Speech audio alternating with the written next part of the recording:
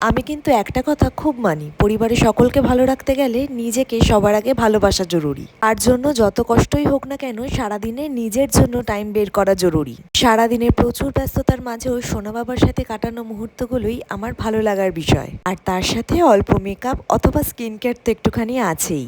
সকালে রান্না করছিলাম আলু আর পটল দিয়ে একটা মাছের ঝোল। আমার সাথে সোনা বাবাও বসে গেছে ওর ছুরি নিয়ে কুটনো করতে।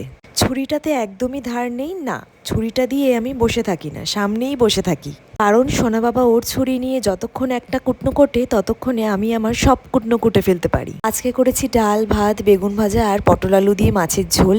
এখন সবচেয়ে কঠিন কাজ হলো সোনাকে খাওয়ানো। এখন সোনাকে খাওয়ানোর জন্য আমার লাস্ট অপশন হলো সোনাকে সিঙ্কে বসিয়ে খাওয়ানো। কলটা খুলে দিই, জল নিয়ে খেলতে খেলতে যদি একটুখানি খায়।